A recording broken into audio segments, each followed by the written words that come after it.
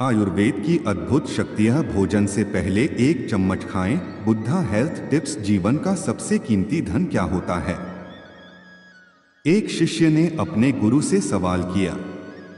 गुरु ने इसका उत्तर देते हुए जवाब दिया कि चाहे मेरे पास पैसे ना हो, चाहे रहने के लिए छत भी ना हो, चाहे कोई सुख सुविधाएं ना हो, लेकिन अगर मेरा शरीर स्वस्थ है तो मैं दुनिया का सबसे धनवान आदमी हूँ। शिष्य ने पूछा कि गुरुदेव, आपकी उम्र 100 साल को पार कर चुकी है और फिर भी आप इतने स्वस्थ हैं। आपकी बुद्धि बड़ी ही तीव्र है और आपका चेहरा भी सूर्य की तरह चमकता रहता है और वहीं पर आपके बदन से भी चंदन सी खुशबू आती है। शिष्य ने कहना जारी रखा कि गुरुदेव, मेरे मन में बहुत बार आया है कि मैं आपसे इसका रहस्य जानूं, लेकिन संकोचवश मैं आपसे पूछ नहीं पाता हूं। कृपया करके आज मुझे वो साधारण से नियम बताने की कृपा करें जिनसे मैं भी आपकी तरह स्वस्थ और निरोगी रह सकूं। नियम अगर आसान होंगे गुरुदेव, तो उसका अनुसरण मेरे माता पिता भी कर पाएंगे, क्योंकि वो बूढ़े हो चुके हैं और वो बहुत जटिल प्रक्रिया नहीं अपना पाएंगे। कृपया करके साधारण से तरीके बताना ताकि कोई भी ग्रस्त आदमी उन नियमों का पालन कर सके।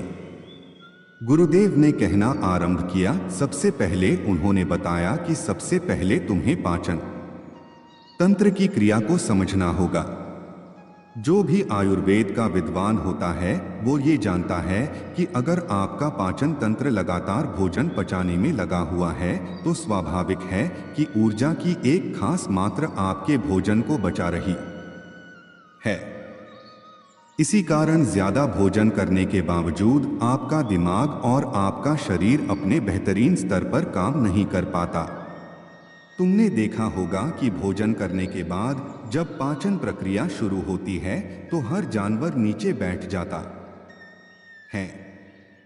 वो बस बैठ जाते हैं क्योंकि दूसरी चीजों के लिए पर्याप्त ऊर्जा नहीं बचती है, चाहे वो मांसाहारी हो या शाकाहारी हो।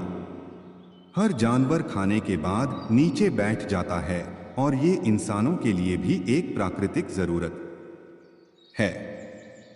खाने के बाद वो बैठ जाना चाहते हैं क्योंकि दूसरी चीजों के लिए पर्याप्त ऊर्जा नहीं होती।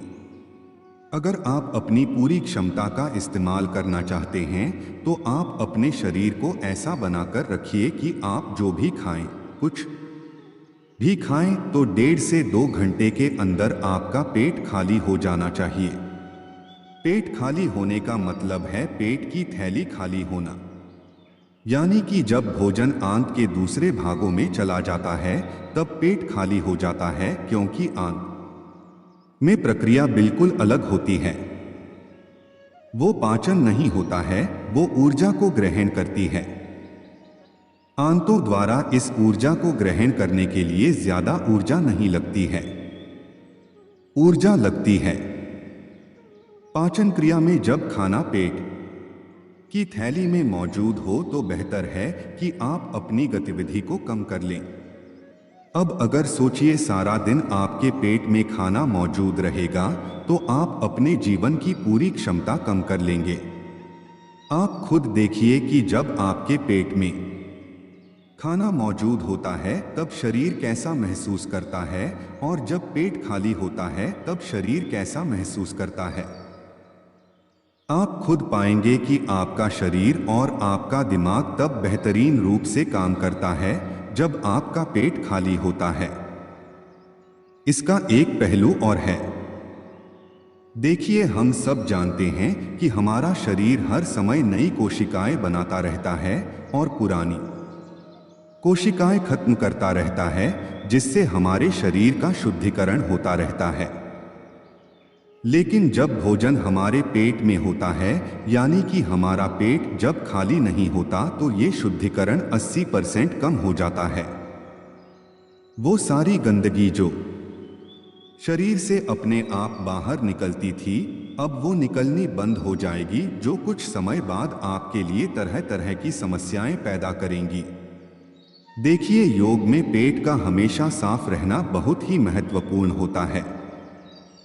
किसी भी पारंपरिक प्रणाली में अगर आप देखेंगे तो आप पाएंगे कि जब भी आप किसी आयुर्वेदिक डॉक्टर या किसी वैद्य के पास जाते हैं तो सबसे पहले वो आपके पेट की सफाई करते हैं, क्योंकि वो जानते हैं कि आपकी ज्यादातर समस्या पेट साफ ना होने की वजह से ही है। सिर्फ एक दिन के लिए अपने पेट को पूरी तरह से साफ करने के बाद महसूस करें कि आपको कैसा महसूस होता है। आप अपने अंदर बहुत हल्का और सुंदर महसूस करेंगे। हर दिन आपको इसी तरह महसूस होना चाहिए। आमतौर पर पारंपरिक रूप से घी को पहले निवाले के रूप में खाया जाता है। घी एक चिकनाई वाला पदार्थ है जो पूरी आहार नली को चिकनाई देता है। आपको सबसे पहले इसे ही खाना चाहिए ताकि यह भोजन के प्रवाह को आसान बना दें। जब आप बहुत मसालेदार भोजन खाते हैं तो उसे खाने से पहले आपके भोजन मार्ग पर घी की परत चढ़ाना बहुत अच्छा होता है। घी का महत्व ये है कि ये आहार नली को साफ रखता है। तो जो व्यक्ति घी का उचित तरीके से सेवन करता है उसका पेट हमेशा साफ रहेगा, क्योंकि वहां कुछ नहीं चिपकता, वहां कुछ भी लंबे समय तक ठहर ही नहीं सकता। पेट का कैंसर, आंत का कैंसर आजकल ये बहुत ज्यादा हो रहा है, तो अगर आप एक निश्चित मात्रा में घी का सेवन करते हैं तो ये घटना बहुत कम हो जाती है, लेकिन उसके लिए घी सही गुणवत्ता का होना चाहिए। सही तरीके से गाय या भैंस के दूध से बनाया जाए।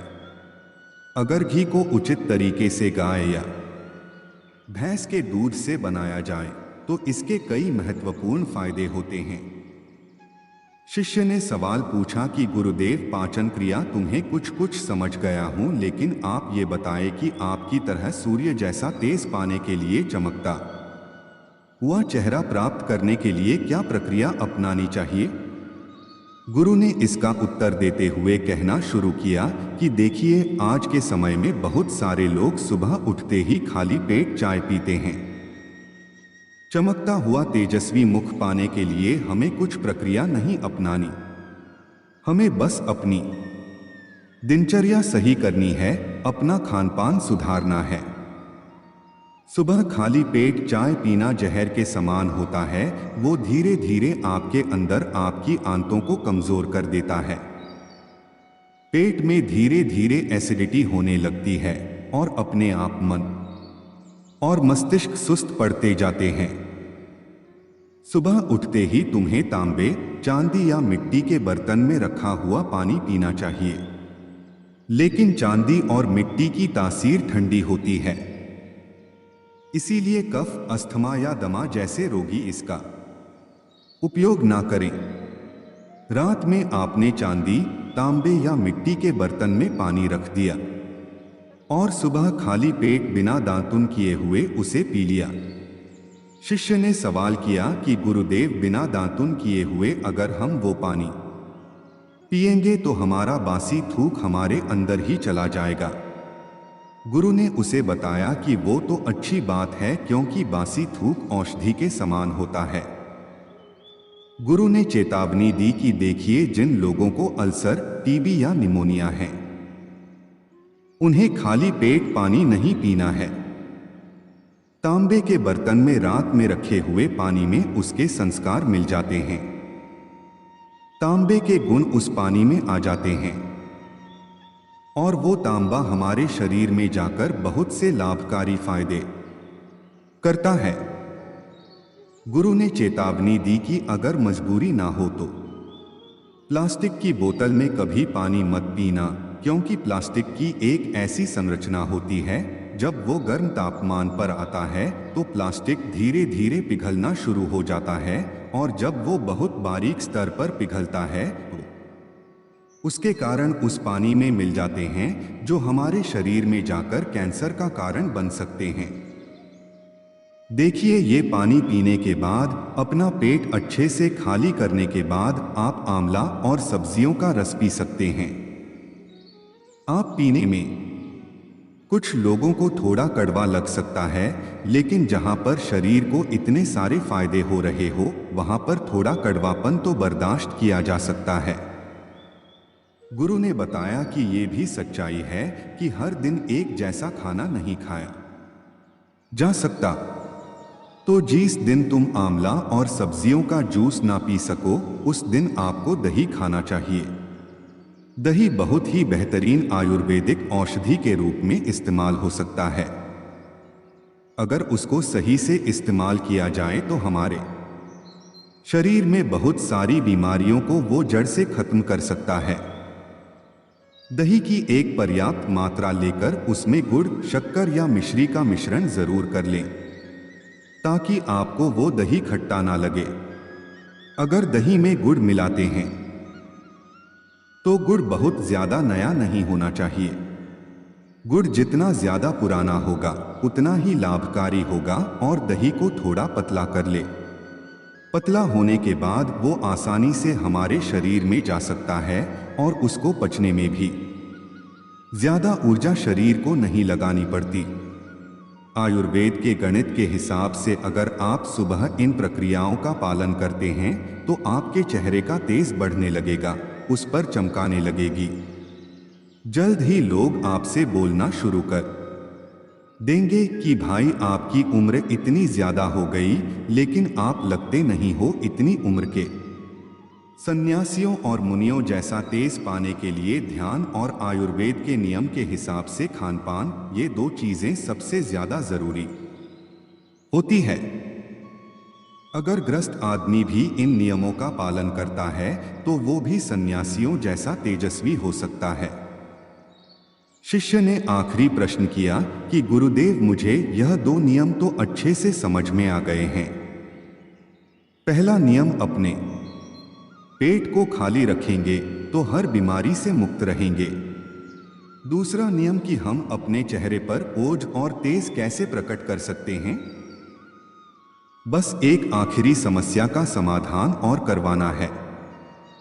मैं आपसे पूछना चाहता हूं कि जैसे जैसे आदमी की उम्र बढ़ती है तो उसके आंखों की और उसके दिमाग की क्षमता कम होती जाती है, तो उस क्षमता को बरकरार बनाए रखने के लिए किन नियमों का पालन करें, या फिर क्या खानपान अपने दैनिक जीवन में अपनाएं।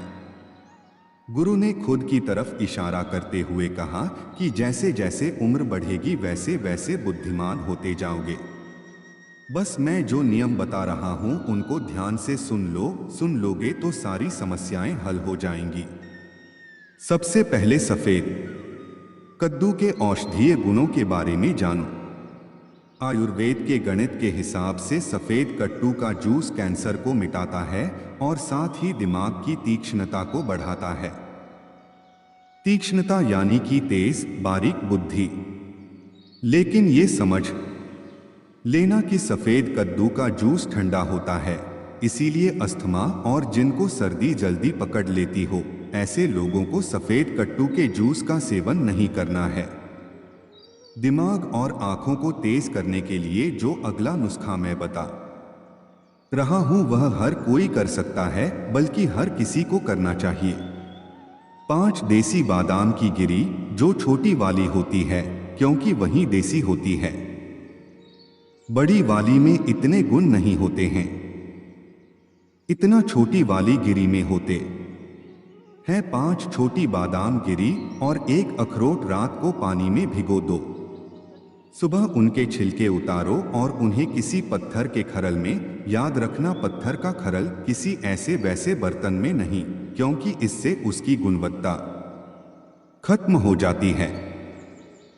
उस पत्थर में ये डालने के बाद उसे मथना शुरू करो।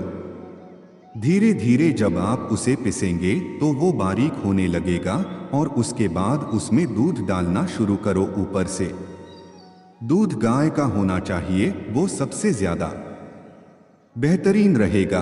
दिमाग के लिए इस्तेमाल करने को भैंस या बकरी का भी कर सकते हैं, लेकिन गाय का दूध सबसे ज्यादा महत्वपूर्ण हो जाता है। जब दिमागी समस्याओं के बारे में बात आती है तो अब उस बादाम और अखरोट को दूध के साथ पीसना शुरू करो।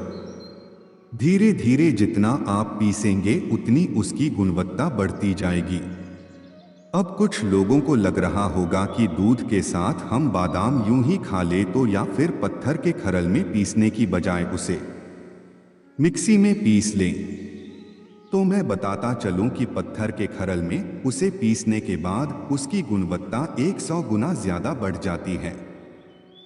अच्छे से गाय के दूध में पीसने के बाद जब आप इसका सेवन करेंगे तो आपकी आंखें और आपका दिमाग इनके लिए ये बहुत ही लाभकारी रहेगा।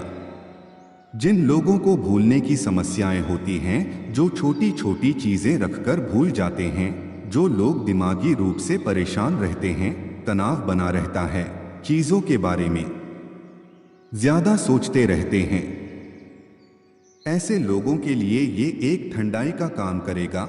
उनके दिमाग में एक ठंडक पहुंचाएगा जिससे उनका दिमाग अपने बेहतरीन स्तर पर काम कर पाएगा।